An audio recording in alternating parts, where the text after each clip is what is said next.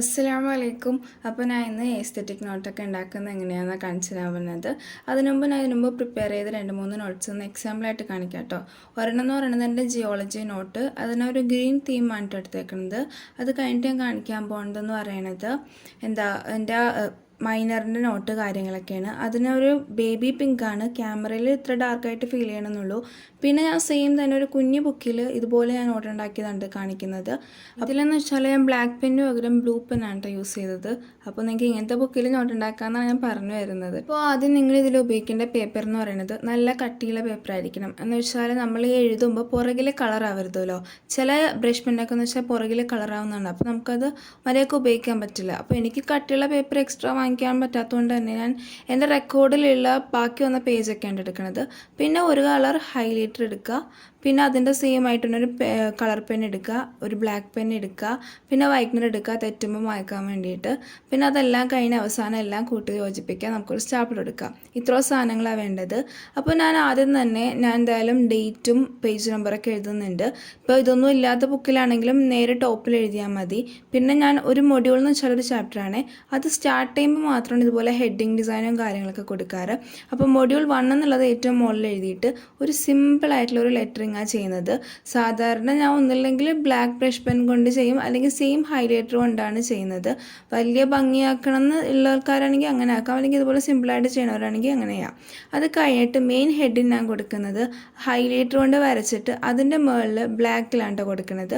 ഒരിക്കലും പെൻ എഴുതി കഴിഞ്ഞ ഉടനെ ഹൈലൈറ്റർ ഉപയോഗിക്കരുത്, കാരണം പടരാൻ സാധ്യതയുണ്ട്. അത് കഴിഞ്ഞിട്ട് അതിൻ്റെ എന്ന് വെച്ചാൽ അത് കഴിഞ്ഞിട്ടുള്ള മെയിൻ ഡെഫിനിഷൻ ബ്ലാക്ക് പെൻ കൊണ്ട് തന്നെ എഴുതുന്നുണ്ട്. പിന്നെ ഇങ്ങനെ എഴുതുമ്പോൾ സൂക്ഷിക്കേണ്ട ഒരു കാര്യം എന്താണെന്ന് വെച്ചാൽ സെയിം ഹാൻഡ് റൈറ്റിംഗ് വരും, ഒന്നില്ലെങ്കിൽ കൂട്ടക്ഷരം അല്ലെങ്കിൽ സാധാക്ഷരം.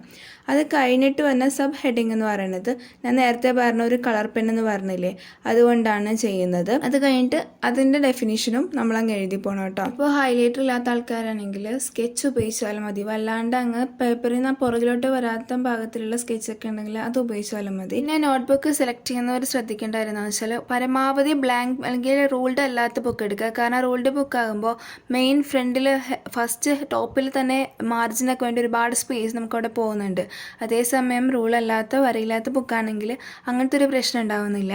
പിന്നെ പരമാവധി ബ്ലാക്ക് പെൻ കൊണ്ട് തന്നെ എഴുതാൻ നോക്കുക. കുറച്ചും കൂടി സ്മോൾ ആയി കഴിഞ്ഞാൽ ഇത്ര നല്ലതാണ്. കാരണം പൊതുവേ എസ്തെറ്റിക് എന്ന് പറയുമ്പോൾ ഒരു സ്മോൾ ആയിട്ടുള്ളതാണ് കേട്ടോ നമ്മൾ കൺസിഡർ ചെയ്യുന്നത്. ഞാനിവിടെ സ്മോൾ എന്ന് ഉദ്ദേശിക്കുന്നത് നമ്മൾ എഴുതുന്ന എഴുത്താണ് കേട്ടോ സ്മോൾ എന്ന് പറയുന്നത്, അല്ലാതെ വേറെ ഒന്നുമല്ല. ഞാൻ ഫസ്റ്റ് പോയിന്റിന് ഒരു ആരോ മാർക്കാണ് കൊടുക്കുന്നത്. നിങ്ങൾക്ക് ഇഷ്ടമുള്ള ഷേപ്പ് കൊടുക്കാം. എൻ്റെ എപ്പോഴും ഫസ്റ്റ് പോയിന്റ് ആരോ മാർക്കും അത് കഴിഞ്ഞിട്ട് വന്ന സബ് പോയിന്റ് ഇതുപോലെ ഓരോ ചെറിയ ചെറിയ സർക്കിളാണ് കൊടുക്കുന്നത്. എന്നിട്ട് അതിങ്ങനെ പോയിന്റുകൾ കറക്റ്റായിട്ട് എഴുതി വരുന്നുണ്ട്.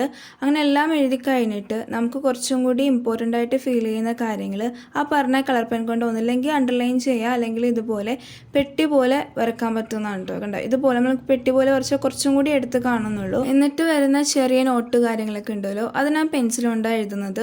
നിങ്ങൾക്കിപ്പോൾ വേണമെങ്കിൽ വേറെ കളർ പേന കൊണ്ട് ഉപയോഗിക്കാം, അല്ലെങ്കിൽ ചെറിയ സ്റ്റിക്കി നോട്ടൊക്കെ വെച്ചിട്ടും നിങ്ങൾക്ക് എഴുതാം. ഞാൻ എന്തായാലും ജസ്റ്റ് പെൻസിൽ കൊണ്ട് അടയാളപ്പെടുത്തി വെക്കുകയുള്ളൂ.